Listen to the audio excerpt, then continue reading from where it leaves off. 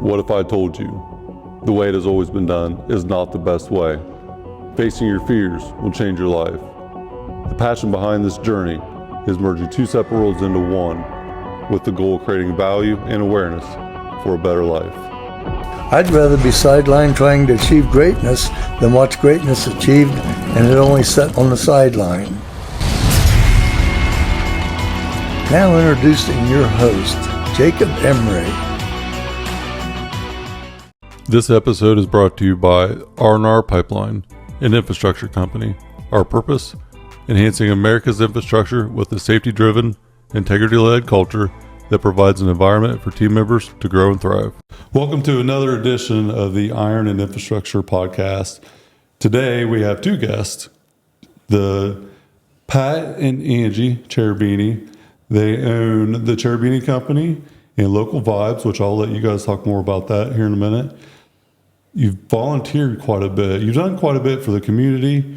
The Newark Ice Hockey Association, you guys both, I think Pat founded it, correct? Or started Not it? the association. I was on the board for 7 years. And then you guys were both coaches for a couple years? We started the men's league and the women's league. Gotcha. Okay, so adult you were into program. Well, I hockey. didn't start the women's league. And I then was also into lacrosse, is that right? Yeah, that. Yeah. Okay.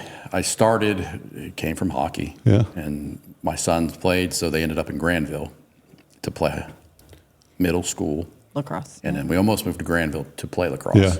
So And then it went to Licking Valley? I started it as a club Yeah. where anybody could play. Gotcha. Figuring I get Okay. 2 kids from each school. We're Yeah. going. Because I went to Licking Valley, Right. and then we never had lacrosse whenever I was there, 2007. Well, we had that. Seven. We had to make a choice. When the boys were at Granville and playing, Chase had a wonderful group. We had a phenomenal experience with the kids and the parents. I mean, if I saw any of them today, they still would come up to me and give me a hug. That's how great they were. Yeah. When it came to 8th grade, we were like, oh, crap, Chase really loves this. What are we going to do? And he knew wasn't half allowed of to them play with at Granville. hockey. Yeah. It was high school. So it's, okay, do we pick up the whole family and move to Granville just for lacrosse? Or do we start it? So we started at the So- Y. Yeah. The Y was big. They let us have a field. We didn't have anything. I didn't play lacrosse. I don't know shit about Yeah. lacrosse. How did the lacrosse start? So hockey background, just transferred to Hockey, lacrosse? didn't play hockey. I'm from Okay. Heath, so I didn't play any of these sports that I coached Right. and started, but I coached a lot of hockey. And then just the kids from Newark hockey, 70% of them are from Granville. Gotcha. So Okay. his buddies were Granville Back then. kids. So they were like, he needs to play middle school. So we started playing. So just picked it up. Picked it up. rolled And he with loved it. He was Awesome. good at it. They loved it. Both boys started playing there. And when they got to 8th grade, they were like, next year you can't play. And he was like devastated. Right. So I was like, well, I started leagues and did everything else at the hockey. I'm like, let's just do it with lacrosse. So we started it. Oh, with Matt Casciato. There's a gentleman in Granville, I don't know if he's still around, was a defenseman for Syracuse, which is a big lacrosse school. Right. Absolutely. Yeah. Help. And then there's some other guys at Granville that had experience, and they helped me. And I just started it, and we would play at Granville. But it was the first. It came down to telling my oldest son, "I need 15 kids, or we're not playing." Yeah. And he went to school Went to recruiting. and got 15 kids. Well, that just applies to about everything you guys do, right? So you've been in business for over 25 years, and then you have 3 kids. Marketing is your niche. Yep. Do you want to go ahead and describe it, kind of what all you guys are into right there? Oh, gosh. Cherubini Company actually involves, well, it started out in website design because back then, that's all there That's was. all it was, yeah. There wasn't We've any been around marketing. since before Facebook and Google. Right. Yeah. I mean, literally, Jake, when we first started and I would create a website, I remember it was only Yahoo, and I remember putting our own company on it. I went to marketing or advertising or whatever section. There was literally 2 other companies listed. There wasn't this organic searching or anything. It was just 2 companies listed. What year would that have been? Do you know? Ballpark? 98. Yeah. Right. Yeah. And so, that's how you got on the search engines, and it was Yahoo then. Dial-up internet. All of it. So website design was a lot different Yeah. back then. And the problem for me was I have an art background. So I liked a lot of visual, Right. and that was hard. I mean, Yeah. it was to the point of you had to create things in an art program and cut and slice it and then turn it I into can't even HTML. It was crazy. Forgot about that. Crazy. So, it started with website design. After about a year and a half I would literally take Chase with me. He was a baby. And I would go around to businesses, mainly car dealers, because I told him, I'm like, if I'm going to stay home Right. and not go to the traditional 9-to-5 job, I've got to get clients, got to find clients. So I knew car dealers, I could do their site design and then I could maintain them. Yeah. And at the time, Hinderer was the only one that had one. He was the only one that was ahead of the game. And so I got in well before the cars.com and all that had started. So was that like a primary niche at that time as far as marketing online? There probably wasn't a lot. We You're not literally- buying product offline, right? We would have to fight the dealership to remind the paper, because they would all run these giant ads. Put your website address in there, because the paper would leave it out on accident. on purpose, for sure. Right. Because they knew what was coming. Yeah, and we would literally say, you're paying them anyway. Put your website, because it's got a picture. I literally drove around Ohio for a few years, every week, taking pictures of all the used cars. Wow. And then entering them by hand, taking out the sold ones, getting a list, doing all this stuff that's automated now. And get this.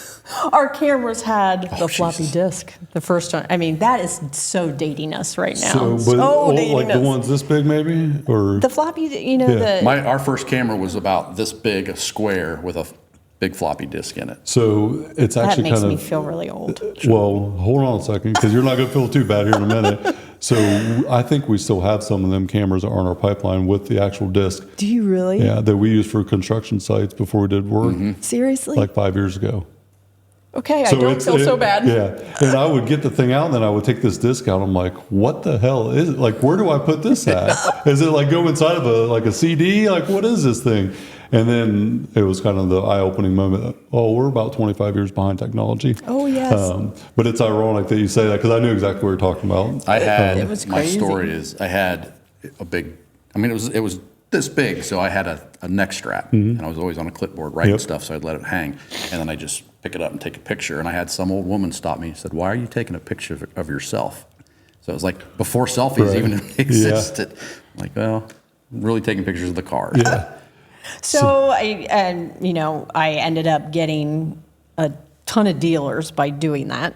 And so I knew that I had to do something, get them on, do their site, and then maintain them. That would be the income that recurring income. And then I would do other websites on the side. And I was doing it for about a year and a half. And he was part owner of Boat Boys back then, started it, founder, or co-founder, or whatever. And at about a year and a half, I'm like, honey, I can't physically do more, take care of Chase, and take care of all this. You need to decide what you want to do. And that took, 2 seconds? Yeah. And he's like, I'm quitting. Yeah. So he came home. It's amazing, because in any pursuit, you got to do more until you can't do no more. And then by maxing out how much you can do, you get better. So then you got to go back to do more as you're getting better. But then eventually you hit a threshold that you cannot do anymore. And that's when you have to start growing like what you did. So that's interesting, because whenever people ask me certain things, like, you have to do more. Like, but when? I'm like, well, when do you wake up and when do you go to bed? And you have time, you need to do more. Prioritize it over the Netflix series or whatever. If you want X to be the outcome, you have to put in the results to get X. And if that means you have to put the personal stuff aside, that's what it means. So you do it or you don't. Yeah, we had lots of those times. If it's 10 p.m. to 2 a.m., that's when you got to So get I it was done. just telling Hannah, I have had 3 nights this week, 11 a.m. and up at 3 a.m. still. It's just like a non-negotiable for me, but it's not been pleasant. It's just what I had to do, right? You don't even, it's like not a conscious thing. Get shit done. Yeah. Sometimes you just have to do it. Yeah. So there's a winter season every once in a while that comes by, and it gets hard and it's tough. And you can't, pray for the winter to get easier. You just have to get better and get stronger and be prepared for the winter when it comes. That's how I kind of view it. So, Oh, for sure. I want to go kind of off script of what the show represents and talk about just in that almost 25 plus years from the beginning that you just described to today. Talk about what has completely changed the game and then what's kind of still the same. Competition has completely changed the game. AI is changing everything now. Yeah. But I mean, Kinda good we've for done us. the same thing, and we did it as a way to keep her home and raise the kids. I mean, it's really the way it worked out. Which was our choice. And it was our choice, in everything, jobs, businesses, you're always looking for more money, meaning, or freedom. And, it's always something different. Yeah. Our meaning was being home with the kids. Yep. And I coached thousands of hours of hockey and lacrosse Yep. because of that. That's what life's all about, though, right? Right. Being able to do it on your terms. I could have been on a plane flying around and working business and doing that, making more money, but I didn't want to do that. You want what you want. Right. And what we heard from people for so long was it goes by so fast Yeah. with your kids. And I cannot tell enough people I that. know. I'm going through it right now. So I was so glad that we were there. We may not have made the money that a lot of people that, were around us made, but boy, he was right with them every step of the way. I And spent then we more were hours with a home when lot they of got kids, home. more than their parents did, Yeah. because I was on the field every day. And I wouldn't trade that for the world. But No. that's how it started, and we just kept doing it. And now the difference is they're kind of gone. So now we've rebuilt how many times? Oh, the business? Our pivoting Or- and changing, and we were all design. We've done SEO, we've done digital marketing, we do ads. Well, you guys went through the .com era, right? Yeah. Oh, we 2000, boom, explosion. 9/11. 9/11? And then 9/11. We yeah. went to half. 08. Yeah, and then 08 with the crash, and then COVID.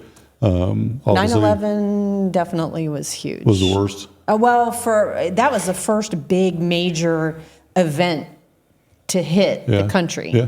And you didn't know how it was going to affect everybody. Right. And that affected car dealers Yep. majorly. Yeah, people don't remember nobody was buying cars. No one. So that means, we had, I think, around 21 dealers at that time. We dropped to half, like within a month. Really? Because And that's everybody's almost all we had. scrambling. Everyone's scrambling. We weren't diversified at all. We were Right. car dealers, and when they cut in half, we cut in half. Yeah. So I was in like 6th or 7th grade, but so 2001 and .com era just got through. Everyone got through that, and then this massive tragedy happens. Mm-hmm. What was the ripple effect from that affected the online sales, or was it specific to just cars? Do you know? I'm just curious because I don't really. This is something new to me. Everybody stopped. It was. Everybody stopped buying. I can remember, especially for those like first 2 days. I mean, you may even remember there were no planes in the sky. Yeah. The world shut down. Oh, I remember watching it Watching live in TV. school, and it's just like I was a kid. I didn't understand, but it's still I could feel it, even though I didn't understand. I mean, we it that had much. little kids. I mean, you were literally You were afraid duck of what hunting. was next. Uh-huh. You were duck hunting. Yeah. I came home and watched it on TV, but it was, for some reason, they just stopped buying everything. I mean, it shut down. And I don't remember how long it was. It's happened 3 or 4 more times now. But And everybody got scared. Yeah. Consumers got scared, which then turns into the businesses get scared. Yeah. So then they start cutting back. And the first place everybody cuts back Right. Marketing. is the most important thing, which is one thing that's very hard to. That's one thing that's very hard to teach old school people is that marketing is really because key. it's an indirect benefit most of the time, right? Like it's not something that you can just an put investment. You're investing. It is. It's investment for the future of the company, but it's not something that you can look at with a direct ROI. It has to take time. Yep. And then how do you really measure it? Outside of lead generation, all that, but that goes to sales normally. So it's this like unique thing that is necessary for every business to have, and is kind of difficult to really scale and measure, especially obviously 20 years ago. Now it's much easier, I think. I would assume. Oh, yeah. But then, it's all probably pen and paper and. But it's still hard to get them to realize, even if we have stats to back it up. it's shocking. It really is shocking. It's hard because we tell you, I mean, it's time or money. I mean, you don't have to pay us to do your marketing, but somebody's got to do it. Yeah. And if it's a small business owner, it's you. And now it's typing stuff on Facebook or Instagram, and 1 or 2 a week ain't enough because there's other people doing 6 a day. Well, I could just say this. I have done my own content for about 3 weeks, and that was about 6 months worth of content that I should have been doing. And I only did about 3 weeks of it. And I think since probably March or February when Hannah came on board, 2 posts every day, 6 or 7 platforms, and she does it all. Yeah. And it's amazing. It's a full-time job. It is the take the key out of the car, hand it to someone else, let them drive and sit in the back, because she's really good at it. And I am absolutely horrible at all things posting, content, any of that. I can talk on a microphone and work out with my shirt off, and that's about where I max out. That's all I have. But that Buy Back Your Time book, I don't know if you guys have ever read it, by Dan Martell. Dan Martell, I've been on to him a lot I'm lately. going through an energy time audit right now. I don't have it yet, but I'm getting it. If I don't have something that I absolutely love and I'm great at, I'm probably not going to do it. And, I have a full-time assistant. Hannah is also doing all the content, all the social media stuff for me. And within, day-to-day business, there's a lot of people that have taken seats that I used to be in, because I had a lot of seats that I was in and I didn't do good at any of them. And I barely did any of them. 35%, distributed out would be probably the ceiling. So not how can I do something, who can do it for me? Yeah. And that concept, I learned as strategic coach, but who, not how is absolutely the best advice I would give someone for scaling a business and scaling your happiness and getting your freedom. Yeah. Because being, like individual, rugged, I can do it all, and too prideful to delegate is like the gateway to hell to me. It is the absolute gateway to hell. And that's our ideal client. Yeah. Well, Yes. Our blue collar guys, and we tell them, honestly, and I've had to tell her before with website design, because it all comes down, marketing is just telling somebody that you have something for sale, whatever it is. You have to let people know that you have it. And she would do the same. I mean, she's a website designer. Spends all her time website designing. When you get it done, then you're like, well, shit, I need another website design. So I would tell her, you don't really make the money doing the website. You make the money selling it. But you got to balance it. but you got to have the one to do the other, right? And with these small businesses, it's usually the one guy. If it's a landscaper, but somebody has to be marketing it constantly to keep the pipeline flowing. How many products have you seen that were superior to anything in the marketplace, but they were poorly marketed and never sold? Yeah. It's probably pretty common, right? Yeah. Where a lesser quality product has the better marketing and it sells like Is crazy. McDonald's the best hamburger in the world?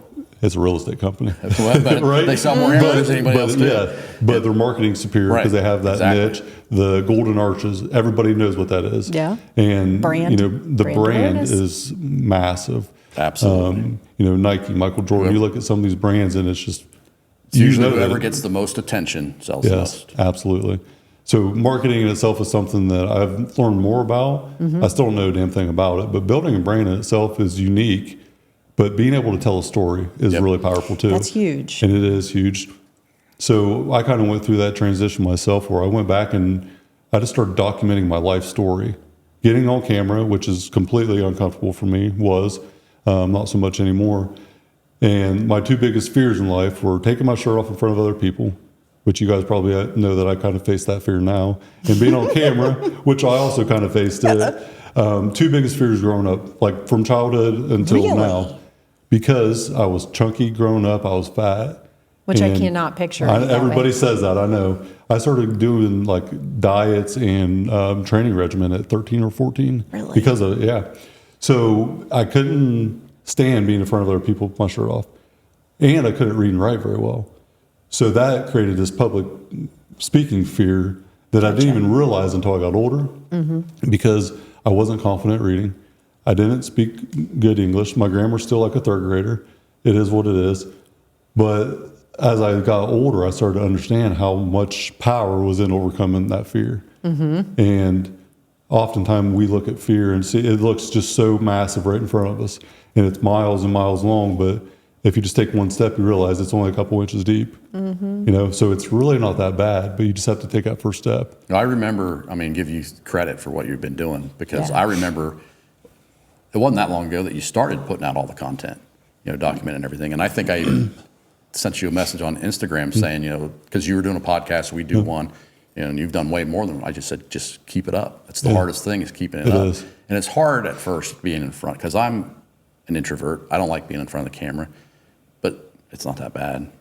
I have this saying I always said that fits me is, you're not shy. You're just told you were shy and you believed it. Yeah. Yeah. Your whole life you were told you were shy and you bought into it, but you're really not, even if you don't really want to be in front of the camera. Well, there's so much power in that too, because we are not in control of our environment from a foundational stance, right? We are born into a situation, and whether good or bad, our environment's kind of formed as a kid. And then that kind of developed our emotional intelligence at a very young age. And we never lose that. We just hopefully evolve to understand it.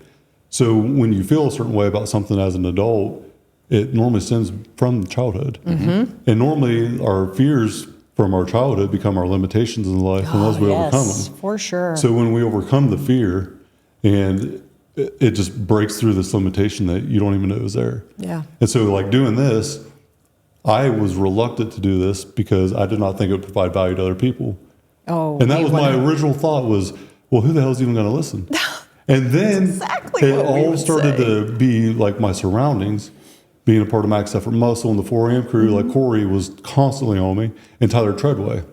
Like, Jake, you got to put this shit out, because I would tell them stories and talk about different things. They're like, you just have to do it. I'm like, no one gives a shit about this.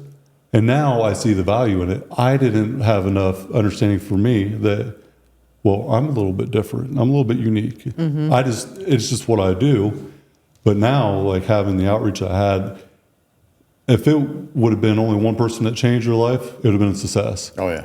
And it's been a lot of people so far. So it's been a success, absolutely, from day one. And there's a whole lot more that haven't reached out yet. And I have learned so much about myself. This has been like a therapeutic response that I never would have guessed. There's been so many doing podcasts. Oh yeah, absolutely. There's Yeah. been so many indirect benefits to this that I would have never had guessed. But I faced this fear, and what I thought, okay, I'll face this and get here, and now it's just up here, and it's just having more understanding of life, being more clear, meeting and talking to great people. Yeah. Like this shit's fun. Yeah. Like We this say is a lot that of every fun. time Yeah. when we get done. Every time we get like, done, we're like, why don't we do more of these? Yeah. That's great. Well, it's probably because you got to set up and tear down, but the Yes. microphone itself part's fun, but everything else, it can go to hell. Well, when we talked to Today hadn't been that bad, though. You said it all up. Well, the kudos to Hannah. the guy from Patriot Group, that was interesting. That was fun. How did I even Tim get Lebatsky. involved I don't in know. that? I don't know. There was a Yeah. group on Facebook. So I've met so many interesting people, and I have Dr. Doug Brockman coming on. He wrote the book Driven. I don't know if you've ever read it. So I have him coming on the show. And then Doug Chapman, who is Blue Collar Success Group CEO, and he's coming on the show. It's all because of someone I've had on the show, I know a talked guy. to, and then they're like, oh man, you got to meet this guy. You got to meet this guy. Yeah. Well, I know And- 10 guys that should be on your podcast. Well, bring them on. I always love interviewing people, especially ones I don't know really well. Yeah. But I'll tell you what, I was really humbled at the beginning because the first 5 or 10 guests I knew very well. And it wasn't until the 5th or 6th guest I had like a bio and feedback, and I didn't prepare at all for the first few. And you can tell when you watch them because they're pitiful.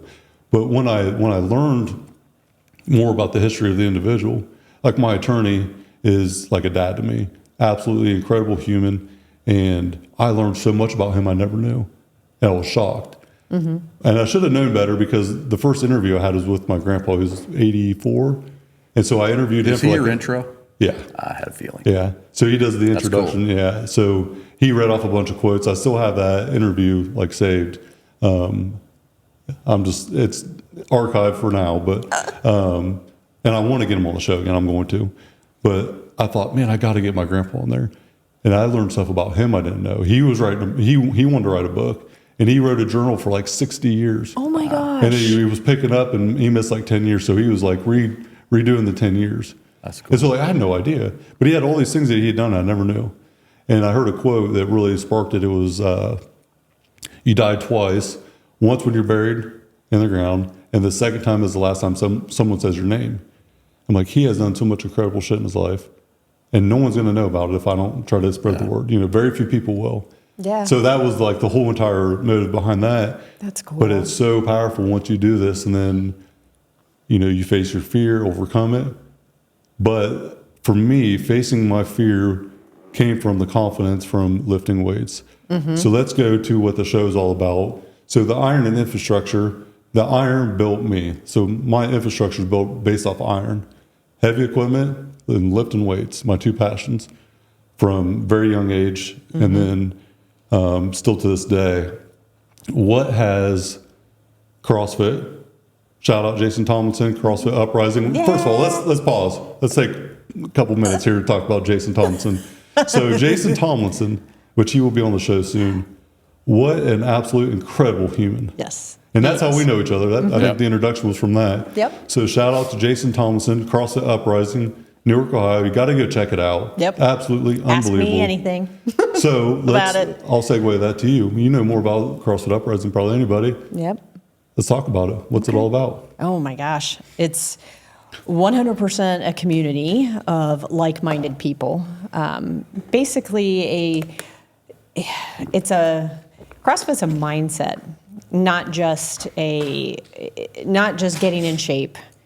And Jason's got that too. It's kind of hard to explain. Yeah, you have to know him. You have to get involved in it. It's just something that becomes a part of you. And for me, it was huge because I think you saw that I had cancer and stuff. So the CrossFit was pivotal for me because of not only because I was healthy from it, or, you know, I actually went into it being healthy, but the whole mindset thing. So CrossFit just changes your whole mindset. But the community part of it is the biggest thing. And that's what Jason has done a phenomenal job of building like-minded people that want to do better for themselves. It's like a culture, right? It is 100% Like a a business culture, culture. You have, everybody there has that strive to be better, and they know that they can go there, and for an hour, Jason will put you through the ringer, but you feel good after it, and you usually get a hug before and after. yes, From Jason. Jason's I mean, he wonderful gives at a that. shit. Oh, he does. He's such an incredible human. And whenever we first met each other, became friends, you know, his story is incredible. Yes. Yeah. And he has became a great person despite his adversity. And his adversity didn't happen to him, it happened for him. So Yes, he was meant to be 100%. this great individual. He just had to go through hell to become this great individual. As most of us have adversity that ends up making or breaking us in the long run. But it has done a lot for me that I would have never expected. So our controller, Susan Atkins, I don't know if you guys know Susan or not. I don't get to work out with her. Okay. 60-some years old, 36. I've heard the stories. 36, Susan, 36. She never worked out before. Right, And she, I know. you know, got inspired by being around that mindset with me and just in our business, you know, younger generation of business owners. And like, she just wanted to try it because she was scared to death of it. And she's very introverted, very, you know, just, I don't want to say shy, but very to herself. And she wanted to carry the sweeper up the stairs, never worked out in her life. And then she tells me one day, like, I deadlifted 180 pounds. I did burpees last night. And I'm just like, Don't you love it? it's so inspiring to me. So I've helped people out a lot, but they have no idea when they reach out or they tell me they did something because it's the thing that keeps me going. Because I have days too where I don't feel like continuing to do it, or I rarely feel like waking up at 3 a.m. and going to working out, but I don't negotiate with it. It's just what I do. But when I hear that, it's like, it's all worth it. Oh, it's Like just a little spark. There's tons of stories like that. Jason's got, and that's why I've been on Jason's case too about getting the stories out there of the people. I mean, I've noticed a couple women that I work out periodically with. I don't see them all the time, but then when I see them, they both have lost 30, 35 pounds. I'm like, what the heck? Yeah. In a very short period of time with Jason.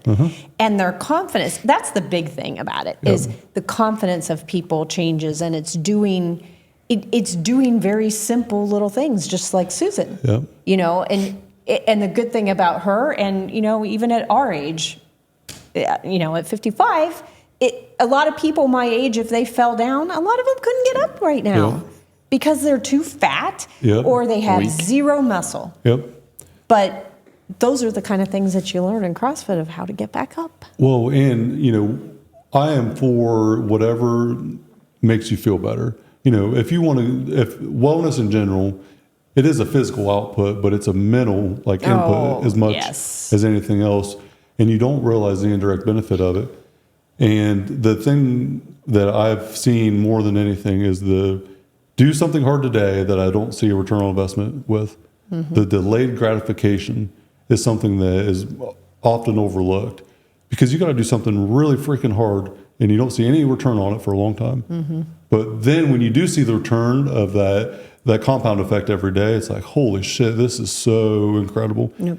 And then it's just life-changing. People aren't used to that anymore, though. Kids I know. aren't used to that. Yeah. They expect instant gratification, and that, you know, they should get from point A to point B in like Take a pill. You know, take a pill. If it's not hard to do something, then it's not worth obtaining. So, and you guys can probably speak to this as business owners for over 25 years. I thought for me, the mountaintop was going to be buying our pipeline. I mean, that was my goal for 12 years. It took 12 years from, 18 years old to 30 to get to that spot. And the whole entire time, it was just a grind every day, 6 or 7 days a week, and just grind and grind and grind. And I just thought, I'm going to achieve this thing. It's going to make me happy. And then I achieve it, and it doesn't make me happy. Now you probably said, now what? And I couldn't figure out why. Yeah. But I didn't understand why. Because I'm like, I worked my whole entire adult life for this. And this impossible thing, this thing that me and Cody and our attorney Jim Havens believed in, and that was it. I felt nothing. And I could not figure it out. 2 days later, I was more empty than I'd ever been in my life at that point. Really? Yeah, and I didn't know why. But what I realized is it's like this mountain that you're climbing. It's so unattainable at one point. But then as you get closer and closer, you realize, oh, it's within reach. Get up on the mountaintop and, at that 30-year-old mark, it's like, this is my one thing that I finally got. And I get up there and it's just like, oh, put a crown on my head. I'm the king. I'm the man. It should be something that you're proud of. And you realize as you stand up on top of this mountain that it's cloudy up there. You're up in the skies. But then you realize that the cloud cover moves and it's not the top of the mountain. There's a lot more of a journey that you have to take. And it's just another ledge. It's just one more Just a accomplishment. stepping stone. And I didn't enjoy the climb. So now I understand that my everyday is the process, is the success. That is the joy. So the joy is really in the journey for me. It's not in the destination. That's a different that just the entrepreneurial people have. Yeah. We have people our age that are starting to retire. I don't think we'll ever reach. I mean, I can't even imagine not having retiring. anything No, to because work you love on. it. Yes. Yeah. What are you going to do if you retire? The same thing you're doing now. Right. Yes. What is retirement, right? It's the freedom to do what you want, when you want, with the people you want. Yep. That's, to me, that's what I look at. I'll never retire. If I quit working, you might as well just bury me then. Yeah. I'm not gonna quit working. Which happens a lot. It does. Yeah. And that's the sad thing about it, because people work their whole entire life to retire, and then once they get to a certain point, they retire, and they don't take care of themselves. Right. Yeah. Which that's part of the reason the show is even existing. Probably 10 or 15 people I've known over the last, just in the 5 to 6 years, have had diabetes or some sort of, setback Yeah. that ended up killing them because of not taking care of yourself, because of the Mountain Dew and the donuts for breakfast. And then just, insulin instability, not understanding why, dehydration, not taking care. I mean, you guys know where I'm going I with know. this. And it's Preach But to the like, I choir. look like I'm, Right. a lot of times if I'll say stuff, I'm just looked at like, Yeah, we have friends here and she family goes that- again. Here she goes Well, talking about that again. and you know what it feels like Yeah. to feel really good and really great. And you probably also know what it feels like to be bad, right? And I know you do. We'll get to that in a minute. Yeah, I but do for sure. So when you know what it feels like to feel like complete dog shit, and you know what it is to be alive and feel great, winning and feeling great is success. That pizza that you want to have or whatever it is that you'd want to eat, try to go in and kicking ass every day and winning, and let me know how that pizza tastes when you're sitting on the couch. Yeah. because that's the ultimate prize, is being alive. Yeah. A lot of people die at 25 and aren't buried till they're 70 or 75, and they don't actually live a fulfilled life. And I know you guys can probably attest to that. It's such a different like mindset and being the ability to be present and the ability to feel alive, like actually be in the moment, be here right now, and understand the reality of it. And that's the cool thing with the podcasts that I'm sure you feel. Yeah. Every time we get done with one of the podcasts, we're just like, gosh, the adversity that each of those people that we had on went through, and, just the stuff that you learn from them, and most of them have the same mindset that we've had, exactly the same. And it's amazing. It is amazing. And I don't know if you've ever recommended this or not, but I recommend to everyone. I did it to Hannah. I said, go write your story. Why are you here? What got you to this point? Because everybody's story is incredible. It's just the ones that tell it are the ones that know they're incredible and get the feedback from it, because so many people don't tell it. Like, what happened to you, like, to get you from the place you didn't want to be in that environment to where you're at now? David Goggins. I mean, he's Right? I love that guy. Yeah. Well, let's go to personal development. I love his book. Yeah. Go ahead. Talk about David Goggins. What like, was it mentality? Was it grit? Everything about him. Just that I don't think I could be like him in terms of the stuff that he did, for sure, but Still doing. still Crazy. doing. Incredible. It's just that mindset. I love it. I love that type of mindset, that I don't give a shit and I'm going to do it no matter what, and I'm going to do it until I'm successful. I love that. And he had not that I had a bad childhood, but just to hear the adversity that he went through. It's crazy. From childhood. Insane. And he's become so successful. It's kind of like a Jason type of thing. Not that he had a bad childhood, but He didn't have a great one. He did, but he turned it around. Yeah. And I just love hearing stories like that. Yeah. I absolutely love it. And with Goggins, you listen to it or you read it and you're just like, what? And every new thing that he decides to do, you're like, Did you what? listen to the audiobook or did you read it? Audiobook. Because the audiobook is really cool, because it's like a podcast. In between? Where you actually hear what he was thinking. Yeah. That's cool. Yeah, so Corey actually did that with one of his books, and then I'm going to do it with mine too, probably. That's good. Where I'll have some Q&A, like a guide in between each chapter. But I loved it. there's power in that. I love audiobooks. And for me, it's because I have the attention span of a 3-year-old. I can't sit down and read for nothing. It just is what it is. It puts me to sleep. But, I speed it up to like 1.25 or 1.5, especially monotone reader. And it forces me to pay attention, or I'm lost immediately and I turn it off. But I normally always pay attention. And then I catch things for whatever reason better.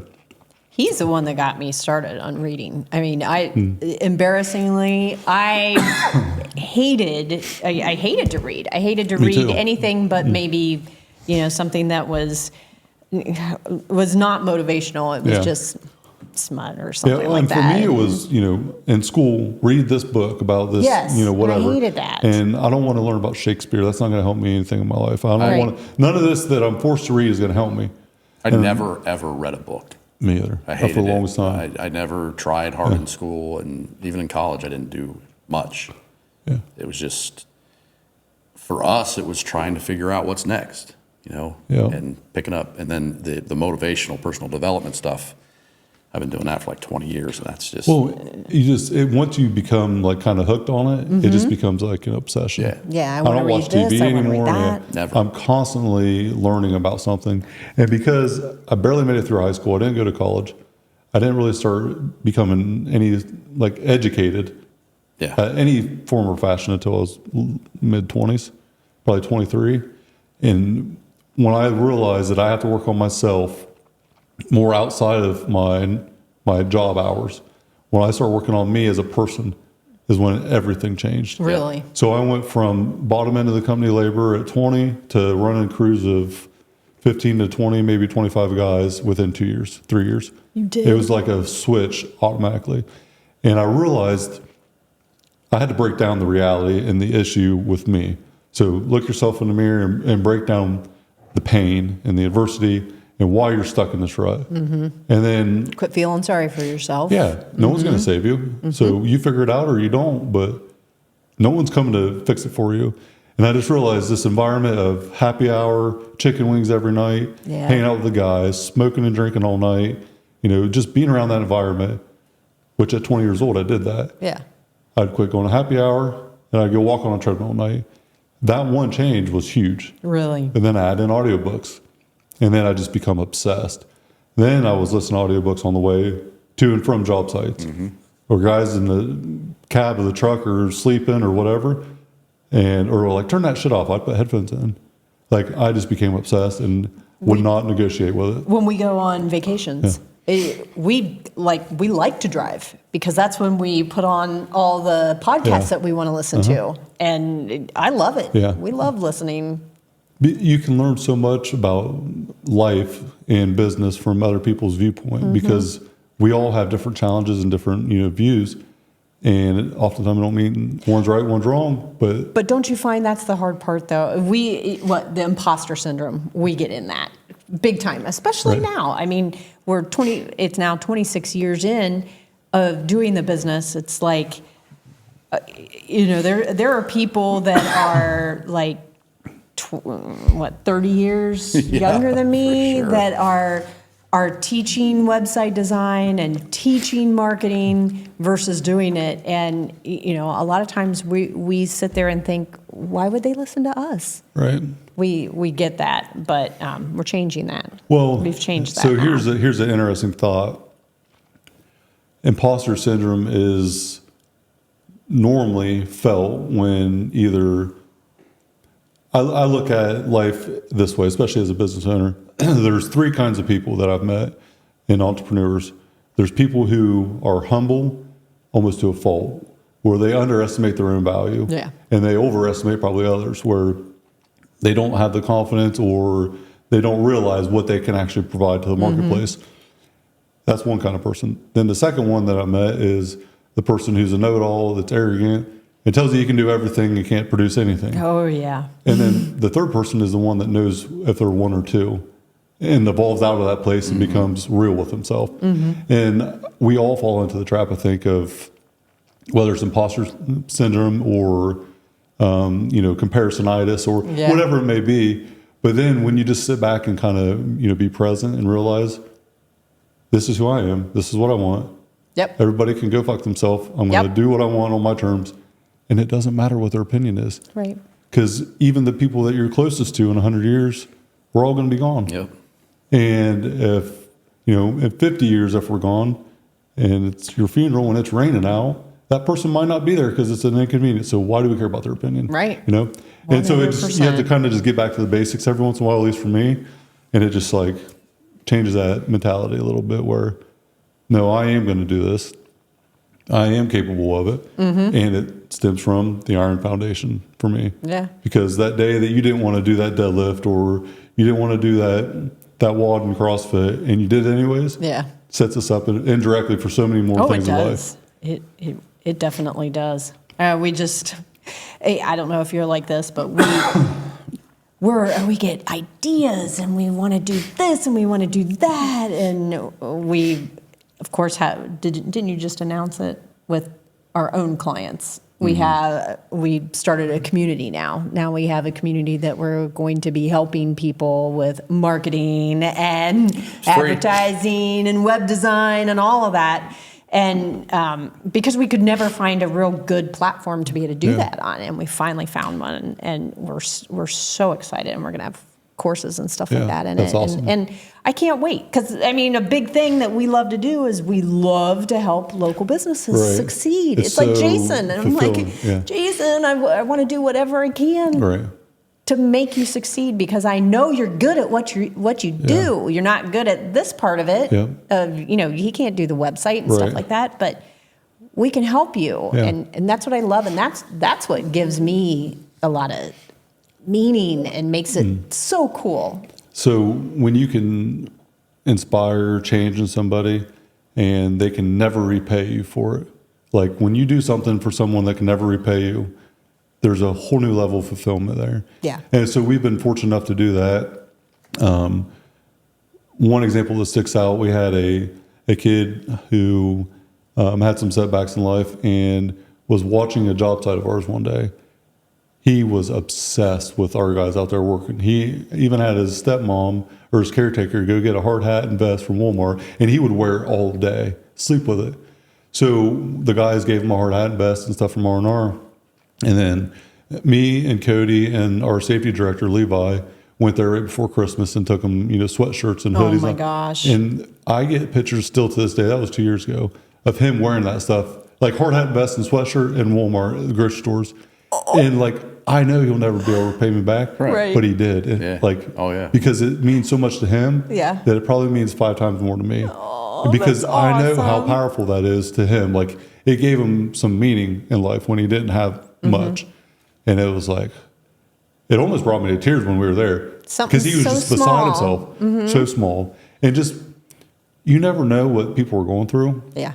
So what might be an absolute minimal task could have a massive benefit to others. And that's the one thing that I've realized.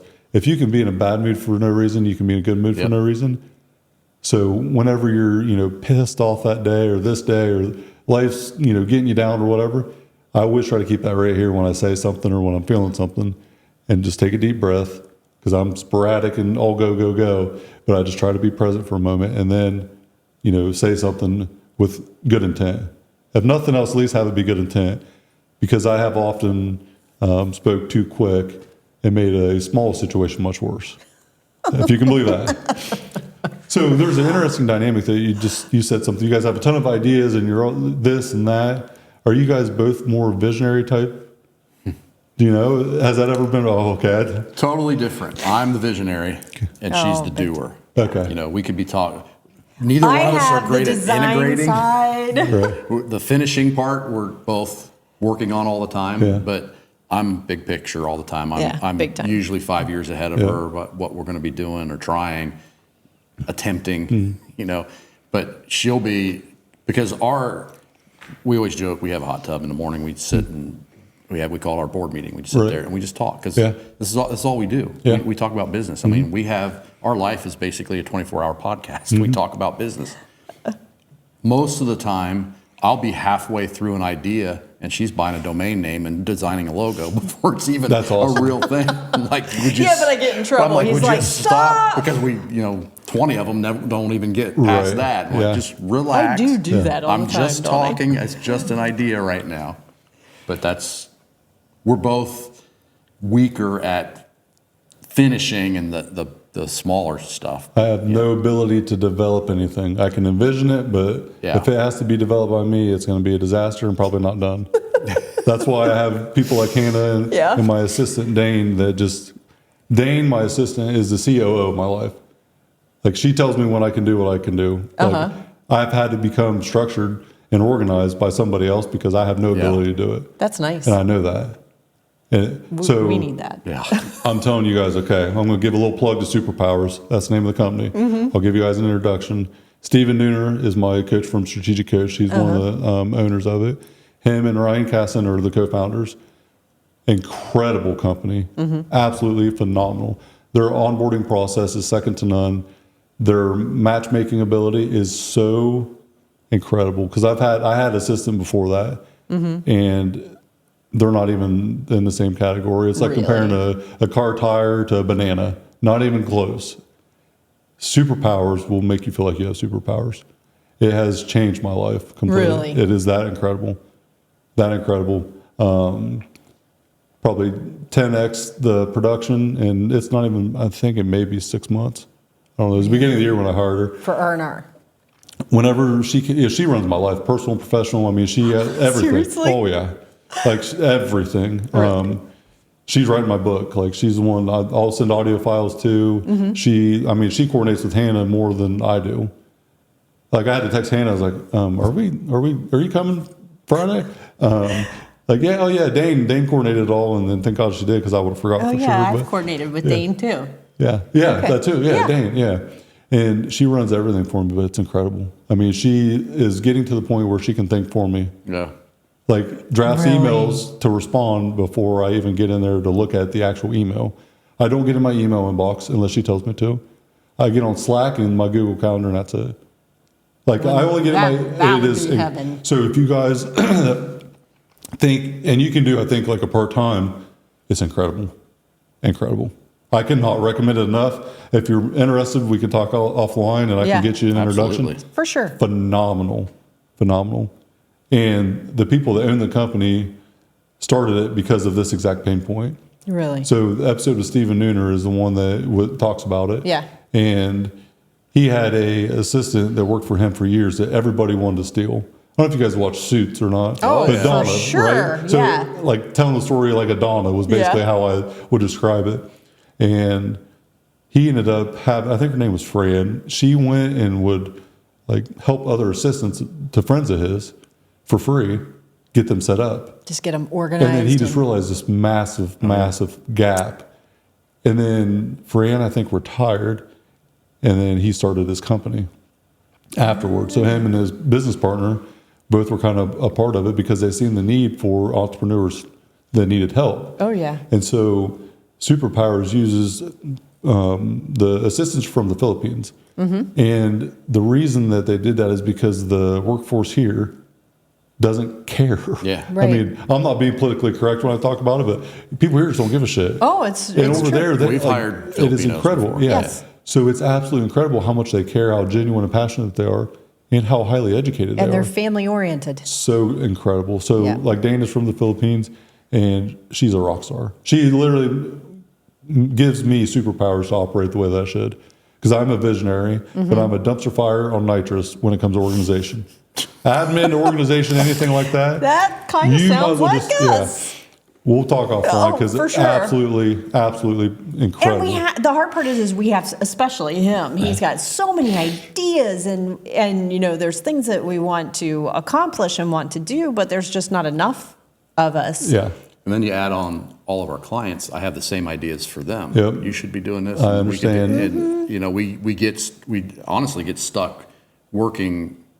On the sounds business. crazy, working too much on our clients' businesses, which is our job.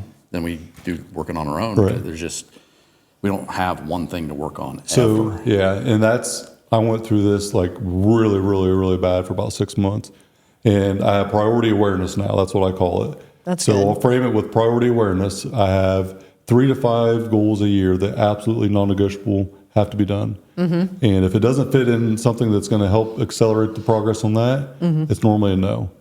So I have an idea inventory for R&R. It's a Google Doc. I write down all the ideas and concepts. I'll do a video if I have to, just to document it.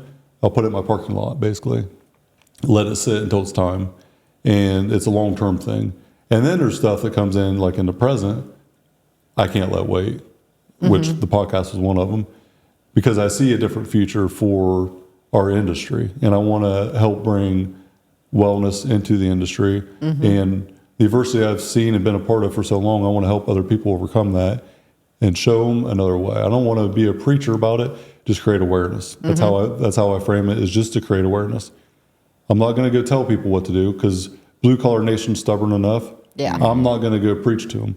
But if they can see how I operate, then ask for help, which is starting to all come back full circle now. And so if you guys at R&R have just asked general questions or reached out, hey, I want to lose some weight. Can you help me out?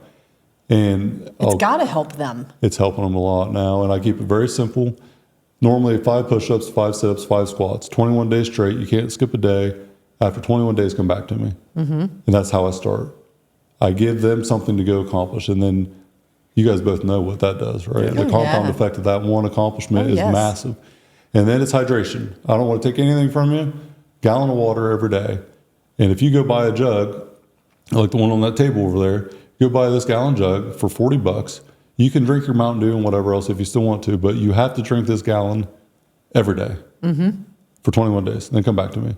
And normally what I'll do is they'll go get the jug, tell them to take a picture of it in their hand.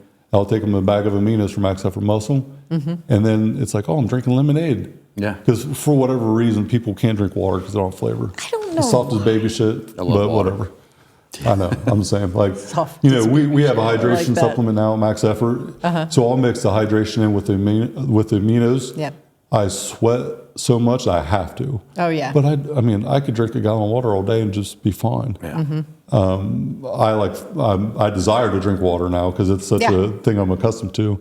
But I think I make my family, I think I tick off my family, my extended family, because when we have any type of get together No or pop event, or anything. I don't buy pop, and I have water, and maybe I'll do iced tea. Maybe I'll make I some haven't had a unsweetened iced Coke tea. in I'm like, years. just water. So I'll drink Diet Coke with a bourbon every once in a while, something like that at dinner or whatnot. But I'm the same way. Like black coffee every once in a while. Yep. Sure. Black coffee and water. I mean, you don't need anything else. I can't do black coffee, but I do. Old I gotta school, have butter. right? I do. So I used butter to do in all it. that too. Bulletproof. You know, what's that? The bulletproof. Bulletproof. Yeah. So let's go to adversity. Because your story, I did not go into all of looking at it because I wanted to be surprised by the story live. Yeah. So colon cancer survivor. Yep. I'm going to give you the floor to tell everyone about it, and before, during, after, and then today. So just give us an overview of what all happened. Let me set the stage. She's been like this since I've known her. Health, fitness. She was a Jenny Craig manager. Okay. In 1996 or whatever it was, right out of college. So fitness and nutrition is what she's done forever. So she was the healthiest person I knew. Played hockey. Did it? I mean, not very good. Mom's hockey, but always active. yeah. Always active. Always active. I was always doing something. Probably the most active of both of our families combined. For sure. For sure. even close. Probably the heaviest I ever was when I was pregnant. And there again, I didn't gain very much. Right. It was like maybe 20 pounds. So most people hated me because I had no issues whatsoever. And then our oldest son, Chase, is the one that got involved in CrossFit. So he's the one that got me involved there. And so it was, 5 years into that. And we're always watching everything, and we eliminated high fructose corn syrup 25 years ago. 25 years ago, we'd watch everything and do all kinds of different stuff. So I was always kind of aware, but I mean, there were some things now that I know that I did that probably made a difference. I don't know for sure. That's the sucky part about cancer is most of the time they can't tell you unless you're like a smoker. Or you're a big time drinker, they really pretty much can't pinpoint how you got it or why you got it. So this is personal for me too, by the way, because my best friend has an incredible story as well. Really? And is still going through it right now. Really? Yeah. Oh yeah. What kind? So he had a tumor on his eye, lost eyesight. That was like 7 or 8 years ago. Had a tumor on his liver, had to have a procedure where it was 50-50 that he'd survive it. Oh my God. 3 brain operations, and I think it just came to his femur. He's been stage 4, I think, for almost 6 or 7 years now. Wow. So he's literally a walking miracle that he's even survived. Sure. He's also a CrossFit phenom, and he's an absolute insane, callous person, like wildly mentally insane. That's what I can tell you. It helps. It helps, and it helped me in lots of ways. But so in hindsight, I had telltale signs that he was on my ass all the time in the hot tub because I would get in the hot tub. It was probably about at least 8 months prior to going into the hospital, and I'd get a pain. But everybody gets pains now and then, and I would just be like, oh, it's just something I've eaten. That's all it is, and it would happen in the morning, and then it would go away, and usually it would be gone the rest of the day. But it started to get even worse. And then I remember like about a month prior, I asked him the question that, of course, no husband or no man wants to say. I'm like, honey, it looks like I'm gaining. It looks like I've got a pudge in my stomach. Do you notice it? He's like, no, not going there. No. And I could tell I was a little swollen. And I'm like, I'm going like 4 or 5 times a week to CrossFit. I'm like, there is no way I should have this. And, I'm eating decent. At that point, we were probably eating more keto at that point. So I was eating and doing everything that I could do that I thought that I could do. And then it was one Saturday, I went to a partner workout with my neighbor, Missy, and that was fine. I do remember in the morning going and having the pain, and then it subsided. And I'm like, that was I'm what? okay. You guys did a lot. Oh, we did a mile run, and it was like 150 kettlebell swings, and it wasn't just a simple little workout. Well, it's CrossFit, right? Yeah. So I did that and came home, and I didn't feel great, but I was okay. I'm like, we had planned on going to a movie with our daughter, so we did that, and thank God, afterwards we got Chipotle, and I didn't eat it because my situation would have been even worse had I eaten the Chipotle, because I the whole rest of the evening and up until I think we went to the hospital at midnight, went to Licky Memorial because I didn't think it was what it was, and I was completely 100% blocked.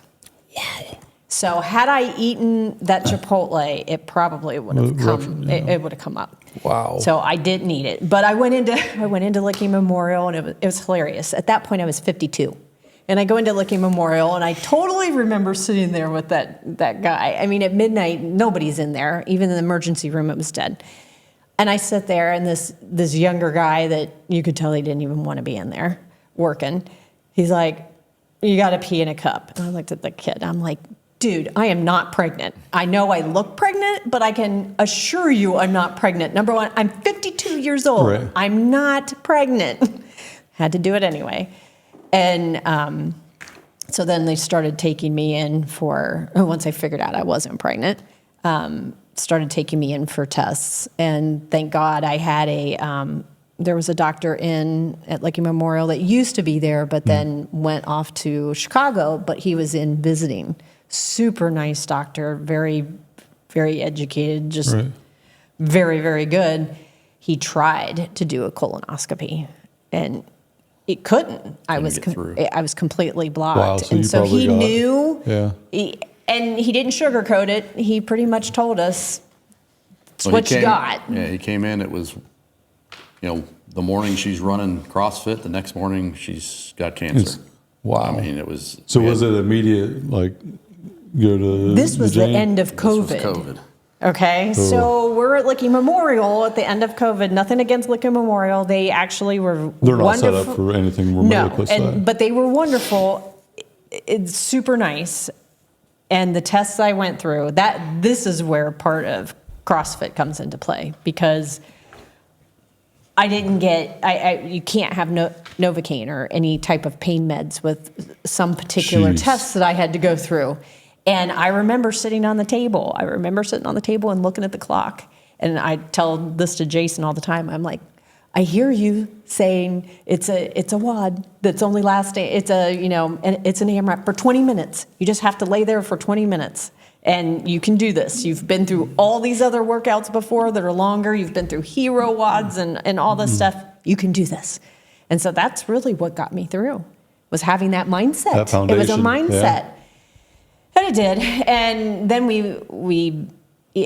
mean, Jake, it was just a total whirlwind for both of us. Fast. Well, I didn't realize it was so recent. It was just a couple years ago. 3 years. Yeah. It'll be 3 years in August. This Labor Day is her 3-year day. And it was, there's no doctors there that can do that. There's a general surgeon, but she's blowing up, and they can't get. It keeps getting bigger and bigger. And all she's the in time. pain, and I'm sitting there, and we're here, holy shit, this is really happening. And, she looked at me because he was using the big words. I'm like, it's cancer. That's what he's saying. Right. That's what he means. Right. But then it was, we're doing surgery tomorrow.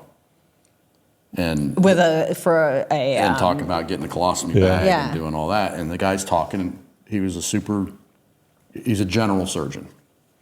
So we're just sitting there, and she's like not really taking it all in. It's just shock. We're both in shock. She's completely in shock. And I remember looking at him like, "Do you want to do this here?" And then she was like, like the James is an hour away. Yeah, and we're talking to the guy, and he's just, hey, this is what happened, we're doing it. And we had to talk, and I'm like, let's make a call. We have a friend that's a surgeon, and his dad was an oncologist, and I just called him. I said, here's what's going on. Where do we go? And he told us to go to Mount Carmel. Yeah. But then I had to find out how do we get her there. So this is, me trying to take control of a situation I got no control over. Right. I talked to the surgeon. I said, listen, no offense, but Mount Carmel's got 6 colon surgeons. Yeah. They do this every day. That's where I want her to go. Yeah. And he was hesitant. He was pissed at first. because it was a big paycheck. That's what I guess. So I just said, can we even get her? Is this a now thing? Because it was almost a now thing. Then it's in God's hands. He just said, yeah, I think she'll be all right. We'll drug her up. We'll You drug can drive her her. up and get her there. Oh, because we couldn't get an ambulance. So Well, that's COVID. what I didn't know, like an ambulance So or how do we life get her flight. there? Well, the ambulance can take her, but they can't take her until there's a room available at Mount Carmel, Carmel. which is currently shut down from COVID. So they were telling, I forget what they called it, diversion. They said, if you're in a car accident in front of Mount Carmel and need to go to the hospital, you can't go to Mount Carmel. They're going to send you somewhere else. They're closed. Isn't it ridiculous? So It's we have crazy. to wait until a room opens, then we can transport her there. Wow. The next Jenny words, then well, the got next us in. words were they're telling us 1 to 10 days. Yeah. You're on the top of the list, but it could be You're 1 next, to 10 days. but it could be 10 days. She'll be dead in 10 days. Right. I said, can I take her? He's like, yeah, we can drug her up. And I go, am I going to kill her? I mean, I'm serious. She was expanding and ready to blow up. He's like, oh no, she'll be fine. So I was shitting bricks. I'll bet. We did get into the emergency. But we ended up finding out we had her sister went to school with somebody that currently managed. She's an occupational we can't therapist. say names that- because she got us in, and she said just go ask for some girl, but you have to go in through the door like everybody else. So we had to go I'll in drive through the fucking car through the door if I have to. Well, that's what I did. I'm like, we got her there, everything went fine, but we had to go in through the emergency room. And as we walk in, there are all kinds of emergency room people screaming, I've been here for 17 hours. Yeah. And, they're just wanting drugs. And I'm like, oh, fuck. We're going to be here for days. And we got in like an hour. Yeah. Wow. Thanks to my sister. And then they big shoved us. time. I mean, they didn't have a room for us. They shoved us behind a curtain. We were in a small little makeshift room, and kind we of could hidden. hear people out. Who are these people? Why are they in here? And I mean, and then they realized what was going on, and then they were like, "Oh, they're not just here for pills," which this is I life can or death, understand. right? Yeah. Oh, so yeah. we ended up. I mean, we were in the emergency room for 18 hours, just waiting to get a room. Yeah. And then the next day, she had surgery. Yeah. But it was Wow. And I didn't I have to have literally the had to- colostomy bag. I had the head of. I got very lucky. I mean, everything kind of turned out. Even though having cancer was not lucky, having it, well, in some respects, I had the top oncologist there, the head of the Colon department or colon surgeon. I'm So sorry. he comes in. I And mean, he this was- is the Dr. stuff that Patty was she doesn't wonderful. even know. At the time, they're marking her for the colostomy bag. She's in great spirits. I'm freaking out on the inside, and nobody can come. It's COVID. Nobody can come. Yeah. Her parents can't come. My parents can't come. It's just me and her, and they do the surgery, and I am all by myself waiting. He's like, this is what's going to happen. We're going to take her back. We're going to do this. And then, she's probably going to have the colostomy bag. It's going to be temporary usually. No problem. He was great. So he's like, it's going to be 6 hours. So I'm waiting. They go back, everything. I'm a wreck. The waiting room's right around the corner, and family's there. So I go out, and I'm talking. And I've got my phone, and I got this where you mark it, where I get so many fucking telemarketers because of what we do. I have it. If I don't recognize it, it doesn't ring. I look at it, and I'm like, it's a local number. And then I get a voicemail. Hey, this is Dr. Patty. We're done. Where are you? And then I'm like, I go running in there, and he's not there. So I'm calling him, and we finally hook up. And, I was like, it was an hour. It was supposed to be 6. Wow. So then I'm like, what the fuck is going on? Yeah. Well, it was too badly damaged. We took the entire colon out. And I was just And like, it's because I was swollen so bad. There was but no way they that could wasn't even piece an it back option together. when she went back. It was, Right. we're going to take this cut out, fix Right. it, everything. And then, you know, he's like, we had to take the whole thing out. Because you don't know until you Right. opened up, Yeah, right? yeah. And I was just like, what does that mean? He's like, she'll be fine. You can live without a colon, no problem. You're just Which probably I like, know- that's never- it? Scared the Like, shit out of me. I was like, what the fuck? And, I- and he just said it was so stretched out Yeah. that what was left, I mean, I learned a lot about large intestines sure. in the past few years, and we can talk about it, but it was when you look at the MRI, it's, you know, the 1 inch, 2 inch at the most hose. Hers was like that big. Holy So shit. you can't, there's no way And it's it going to go goes- back. It goes from here up and around, over and Yeah. down and out. And the whole thing was just so expanded because the blockage was down low. So the whole thing was just ruined. Right. So he had to take everything. And then Well, kudos to you for not calling her fat beforehand, right? she wasn't that bad. Yeah. She was that night. The funny part about it is when I came out of surgery, I remember this, and that was like the one thing I asked when I came out. I'm just like, how did it go? And do I have a colostomy bag? And she's like, no, you don't. You're fine. You're perfectly fine. I'm like, great. She said, they took the whole colon. I'm like, well, what's your name? And she said, my name's Sally. And I'm like, well, I feel like I had a baby. I'm going to name it after you. So Colon baby. I consider I have baby number 4 was my colon cancer. That's and hilarious. So I made it a joke at that point, even though it's really not a joke, but it definitely makes you look at food a lot differently. Yeah. Well, in like this massive adversity, right? Oh yeah. You had the strength to overcome it because of the fitness part, mentally and physically. But the bad stuff that happens in life has to be understood for what it is, and know that it's win or learn. That's not a loss. You learned a lot from it probably. And you're better because of it. You're stronger mentally and physically probably Yeah. because of it. And you probably also have much more of appreciation for life, both of you. Yeah. So you can't create a better future for yourself until you create a better past. And understanding that all this stuff and adversity and pain issues has to be a shining light to get better at some point, because it cannot continue to like weigh us down, because if it does, we're gonna crumble eventually. And so I went through a story some would probably just fall apart because of. I call it my bad day. So my bad day perspective. My best friend's getting cancer removed on his liver. So I'm at Roosters in New Albany. He's telling everyone about the surgery. Group of 10 guys, probably 11 o'clock in the morning. So we're all having a beer. And he's telling us about the cancer being back. So I finally got past the eye, but then it came back to the liver. Lost eyesight, like all this stuff. And so he's telling everyone about it. And I get a call from my wife. And she's like, hey, Mason got in a car accident and died, which was her brother. So 21-year-old. Mason was your brother-in-law. Yeah. I didn't know that. So I didn't 21-year-old, know that. Sunday morning, driving home, went off the side of the road, hit a berm, overcorrected, and Yep. that was just time. And so like I have this 45-minute drive back, probably the same thing you were experiencing during surgery, and I just don't know what to even think. And for 2 weeks, I was a complete mess. Like mentally, just could not fathom the why, the understanding of it. After probably 6 months to a year, I started to realize how precious life is, and how at any moment, my best friend, has cancer, and he has referred every once in a while, like, I'm a ticking time bomb. I'm like, we all are though. Yeah. Like, because really all of us are, because Yeah. it could happen any minute. We're not promised the next hour or two, Nobody let gets alone out tomorrow. alive. Yeah. And that's the one thing that is a fact about all of us. We're all going to die at some point, but we all don't live.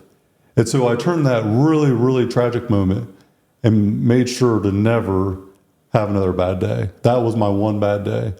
God forbid anything happened to my kids or my wife.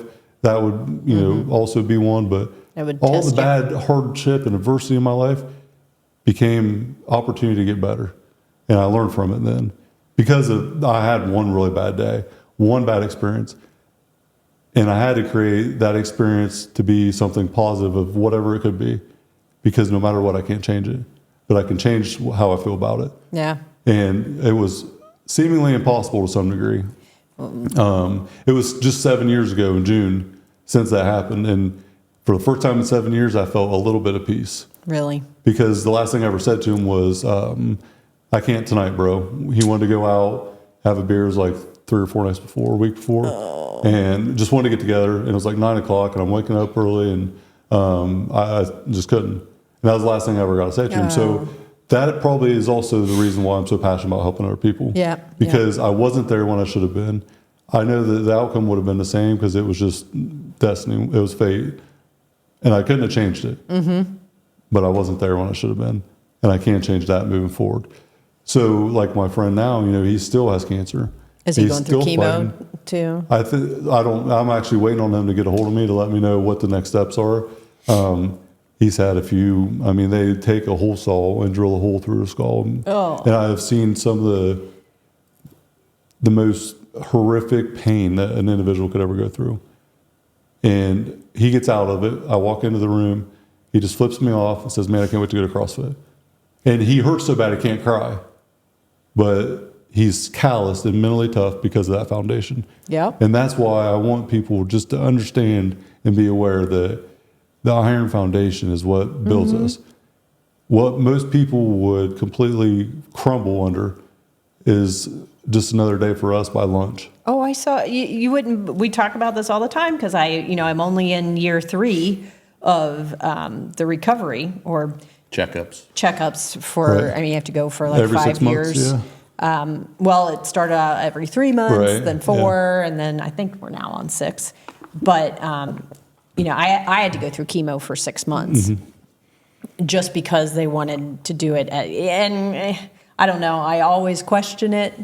I question it now just because I don't like the fact that it was that type of toxin that was in my body, and they only did it as a preventive. Yeah. I didn't have any sign of it anywhere else, but they were nervous because the cancer had hit the wall, the colon wall.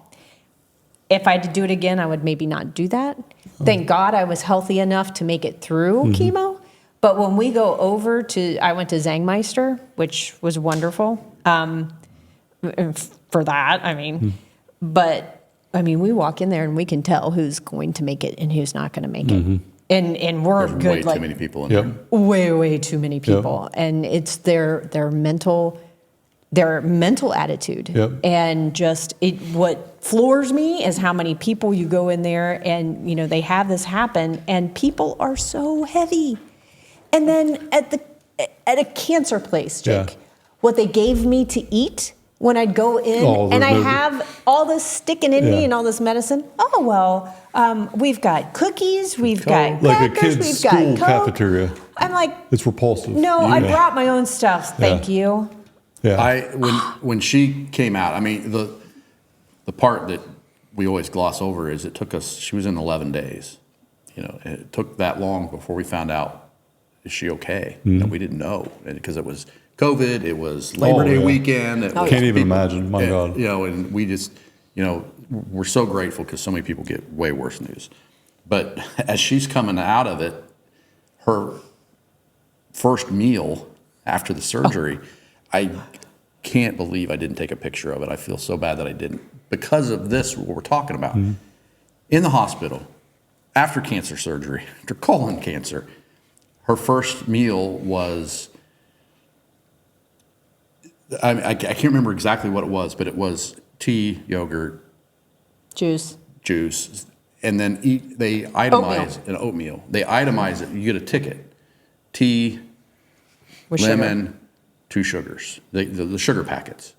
11 packs of sugar. 11 for oatmeal, yogurt, tea, whatever. This little, she could barely eat. It was just this little tiny thing. Itemized to make sure that every patient gets 11 packs of sugar. I was like, talk insane. About job security. Right. Let's just give you diabetes before we get out Yes. here. Yep. Oh, yeah. And I wish I had taken a broken. picture of it. But I was like, are you, obviously she didn't eat any of them. Right. But It's definitely a broken system. Well, it's not broken. It works It's working perfectly. perfectly for what the yeah, agenda yeah, is, but for- we're not going to go down that rabbit hole because we'll be Nope. here for days. Yeah. Oh my God! But Well, yeah, we talk it's, about that a lot. So Trevor Bachmeyer, he was a doctor, and he was on the show a couple months ago. I'm in a mastermind group of his, and he has a like multi-million followers on social media platforms. But he has a very, very intriguing story. You have to go check it out. I will.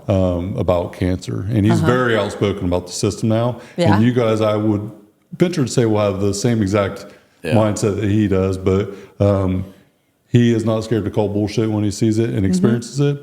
And what he went through because of some of the medicine they gave him, incredible. Like you guys, Really? I'll just let you go. I won't ruin it. You got to go Okay. listen to it. But it's absolutely unreal.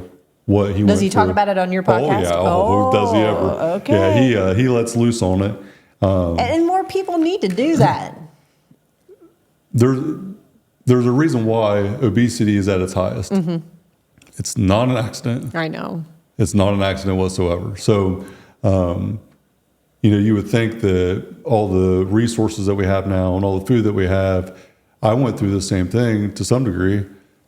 Started having stomach pain. Did you? Bloated. I looked like I was pregnant for like just a few years ago, all the time, constantly bloated. And even if I was lean, I would just look like I was fat with Leaky a shirt gut on. or something?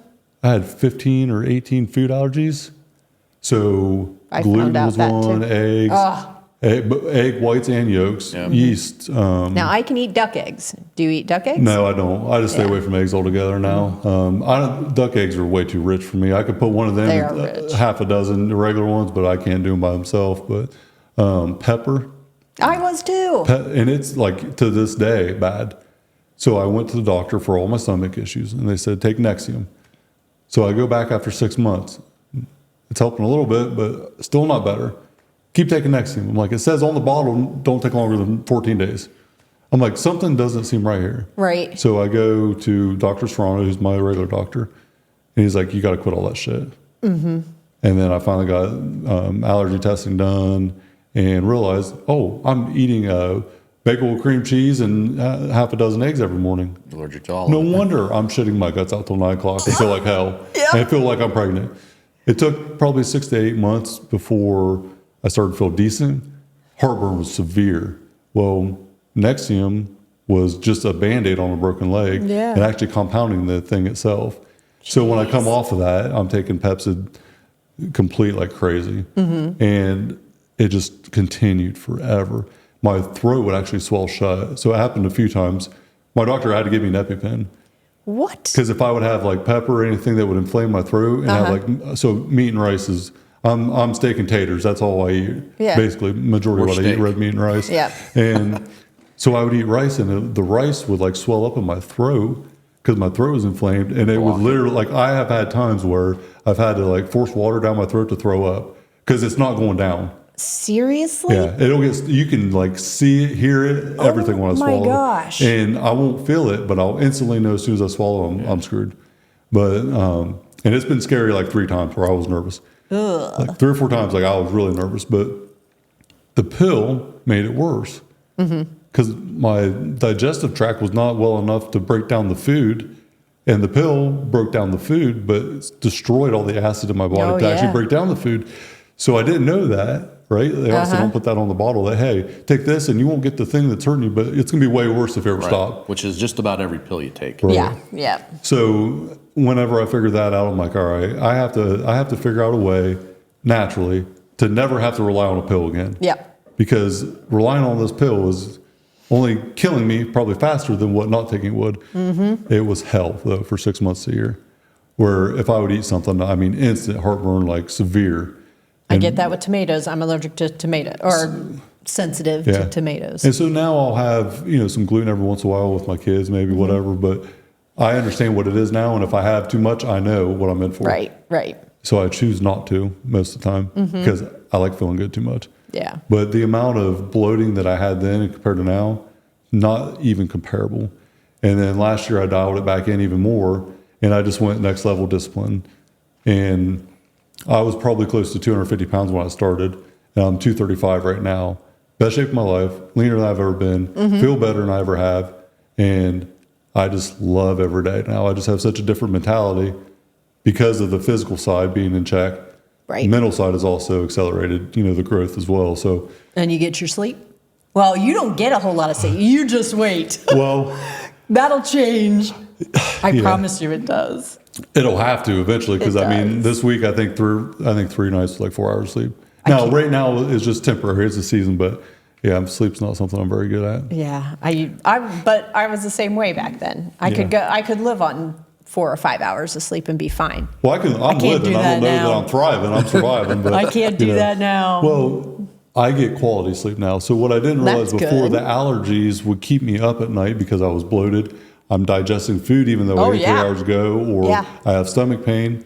When I lay in bed now and close my eyes, I'm normally out very quick. Mm-hmm. Sometimes I'm not, but most of the time I am. But it took time to figure out what is going to work. And I would say I'm about a reference of Inspector Gadget laying in a coma for 4 hours because I have a nose strip on. Yeah. I have a deviated septum for boxing for so many years, and I got my nose broke, I don't know, probably 10 or 15 times from young age, race motocross, then boxing. Oh, geez. This thing, it's the whole thing's fucked. But I have a nose strip on, and half the time that won't do enough, so I put a thing up my nose to spread it out even more, and then earplugs and tape my mouth shut. I'm a whole unit of Inspector Seriously? Gadget. Yeah, You're it's pretty biohacking. comical actually. But I sleep with calmness and peace now. Uh-huh. Where taping my mouth shut actually used to be a nightmare of mine, even just a few years ago. Because I'd watch a I movie or haven't tried something, it yet. and I would just think, if I tape my mouth shut, I'm going to suffocate to death. I can't breathe. The first time I tried it, my heart rate was probably 75 beats, and then it went down to probably 50 within seconds. I just felt this peace and calm. Really? I was so at peace. I thought there's an elephant in the house because I had earplugs in, so I can't hear anything. I hear my heart beating, Oh my gosh. and I was like, "Holy shit! There's who's stampeding through the house?" And then I take them out, and it was just me. I'm like, "It's fucking weird." I did it again. I was instantly out. It changed my life, honestly. The tape on my mouth shut changed my life, and now I still try to. Sometimes I forget, but I have trained myself to breathe through my nose at night. And I used to get sinus infections all the time. I would basically live with a sinus infection. Now you don't. No.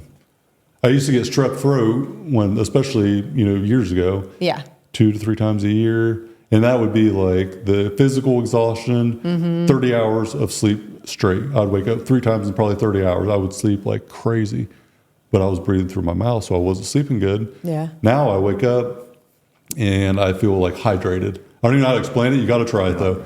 We're gonna have I've to. talked about I- taping her mouth shut, but not for Whatever. sleeping. Whatever. Better watch out. I think she might be able to take you. She's pretty tough. She is. She's a lot tougher than me. Guys, this was an absolute pleasure having you on. I appreciate it. This is awesome. What were we going to say? Do you know? Something about the tape. It was nothing. Oh, try it out. I was going to try it. Give it a shot. I'm telling you, you will not regret it. There has been a couple have to. times where I'm clogged up and I probably shouldn't have, and I did. Yeah. But ultimately, though, I always thought that I would, if someone kidnaps me in my big ass and out. can duct tape my mouth shut, I'm dead for sure. I'll have a panic attack just because I can't breathe. And it would put But me we in try. peace. I could We've see got where it the would ring. We make track the you- sleep, so we know Yeah. that just I could- eating late fucks you up. I One can beer see where it screws you could up. calm you down. It's do you do cold plunge and all that kind of stuff? I do cold and hot, but not enough. I have a sauna at my house. I'll sit in a couple times a week just because I enjoy it. But the cold plunge, I haven't done it this year, I don't think. Really? So it's not a routine of mine now. I definitely do understand the value in it. It's a mindset thing. So I get a Big euphoric time. feeling from it when I'm Yes. done. Do you guys do Yes, the I do sauna? it. He doesn't do Do you it. do the sauna too? Oh, I hate the cold more than anything. But I'll still do it just because I like. We don't have a sauna. We just have the hot tub. Have to try the ice and then sauna in between. So 3 in the ice, 20 in the sauna. Heart rate of, I think, 125 for 5 minutes straight at least in the sauna. So 3, 20, 2 rounds of that, and then get back in the ice to end it. Always end on the cold and do 15 to 30 seconds and then fully submerge at the end. Oh, It will get rid of all your inflammation. It will take care of any aching pain that you have. It was a game changer. Really? Brian Peters, who travels the United States now, coaching breathing technique and the fire and ice. yeah, I have to do that when I'm in. So he has in the cold he had a tub. company. I forget what it's called now. It was called Chasing Edges, He played in the NFL, absolute stud of a human too. And he taught me all the fire and ice and the breathing techniques. And like I have some of his protocol. It's incredible. Really? Incredible. Yeah. I'll tell you guys about it here in a little It's bit. like the only way I can get through the cold tub is I do the box box breathing. method. So I just find something to focus on. And the first time I did it, I don't know if you guys experienced this, I thought I was going to die. Hyperventilation for sure. 15 seconds in. And then I just, Brian's like, he's like, breathe through your nose, breathe through your nose. Yeah. So like focus on one thing. Yeah. Find one thing. And I'm looking at this like rickety old fence and I find a nail on the fence and I stare at it. Yeah. And I was fine the whole entire time after that. And the next 3 minutes I got in, I was completely fine. Didn't even faze me. It was incredible. Like when you get your mind in the right place, you can do some pretty powerful stuff. It's training your brain. It makes is. When you such get out, a you do difference. feel great when you get out. Oh, absolutely. And I don't know how else to explain outside of like a euphoric feeling. Oh, yeah. You just feel like refreshed. Powerful completely. and you have energy again. Yeah, I'll usually do it before I go to CrossFit. Yeah. Before? Yeah, I'll go before. So, it makes me feel way better. Really? That's interesting. It's kind of like a massage for me. Because when I get done with a massage, I get a massage almost every week now. And it's like exhausting. My body is releasing so much. Oh, yeah. And I will be dehydrated if I chugged a gallon before going to that massage when I'm done. Because my body is like trying to flush everything out. Yeah. And especially when I don't sleep enough, Yeah. if I'm not sleeping or eating right or whatever, then my inflammation's high. But it's like exhausting almost when I get done. Yeah. It's kind of weird. But I noticed it really bad the other day. I just had a lot going on and neck pain and real tense. And then I got done. I'm like, I'm ready for a nap. Like that's all I See, can I think don't about. get tired, but Really? I'm not going back and forth into the cold Yeah. to the heat and the cold. Yeah. I just Well, you're killing all the inflammation, so you're probably pain free going into CrossFit. I guess that does yeah, make sense. it helps. I mean, well, I'll get in the shower and I'll have a really hot shower, Okay. and then I Yeah. get right into the cold tub after Yeah. that. I turn on a podcast. I turn How long do on you my go? timer and I go 3 minutes. 3 minutes. Yeah. Yeah. And that's after 3 minutes, the science doesn't I show know, much of I a know. benefit. That's where it starts to decline. So Yep. it's awesome. Cool. Where can the audience find you at? Please plug yourself. Let's hear where the audience can find Go you. If for you it. need marketing advice, I mean, shit, guys, 25 plus years. Yeah. 50 total. We say that now. We're like 50 years experience. Like, holy shit. Yeah. We're so old. CherubiniCompany.com is our main site now, and especially since before we had even talked about, or when we had talked about coming on here months ago, Local Vibes was our big thing, which is still a division of Cherubini Company. It's more for your contractors, Blue collar sites.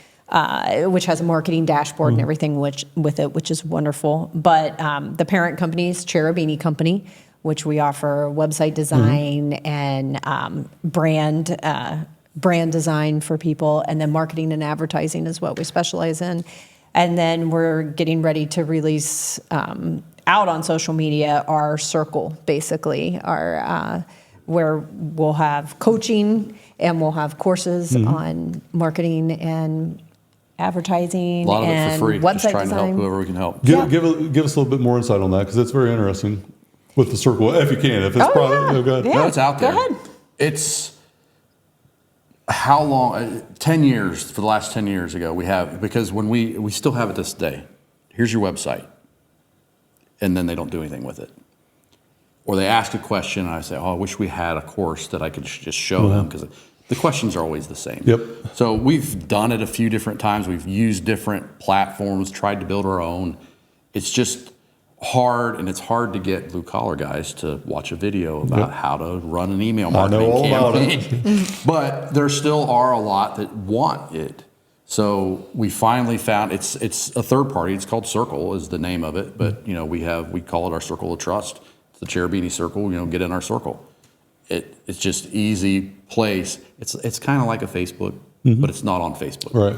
Because I hate getting distracted on Facebook. I'm on it too much anyway. But I want people to be able to come.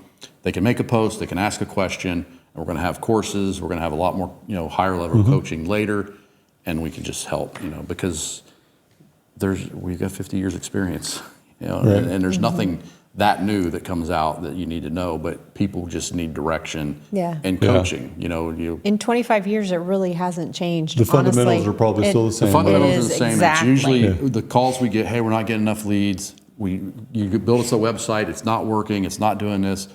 What have you done? Yeah. oh, well, I didn't even post on my Facebook that I got a new website. Yeah. I Did don't you even tell have anybody on my. you have it? So what did you do to get one lead? Okay, Right. we'll do that 100 Yeah. times more to get more leads. Like that's probably the biggest thing is the evolving. You got to talk about it. Yeah. And there's so many people, especially blue collar guys, they don't like talking about themselves usually, and it's No. hard. But Oh, I know. Trust me, I'm breaking through an industry that is very reluctant to get on camera. But those that do are killing it. Yeah. But that's what we can teach. You know, they don't have to, but you know, it's what we said earlier. Yeah. You got to run ads. If you're not going to make posts, you got to at least run an ad. It's accountability. It could be $10 a day. Just get your work, get your website out there. It sounds like you guys we're have found a model hoping that's very simple, right? Yeah. Very Yeah. simple, very basic, which is what everybody needs. we'll be your accountability partner, Yeah. basically. Simple scales, complex fails. And I make a all lot of day. things I like complex. I'm always that. trying to simplify. 'cause I like can that. make Did it you hear complex. that? Yes. Yeah, simple I've had scales, lots of complex complex. fails. It's my like go-to lately. But I like it. Cherubini's, it was absolutely incredible having you on. It was Thank you for awesome everything you being did for here. CrossFit Uprising. I will get you in touch with superpowers Yes, if you want some yes. superpowers. Yes. You already have superpowers. I know that. Oh, thank I've you. already witnessed that. Thank you. Guys, it was an absolute honor to have you on. Iron Infrastructure Show, we're out. Thanks. Thanks, sir. This episode is brought to you by Max Effort Muscle. For all your supplement needs, go to maxeffortmuscle.com.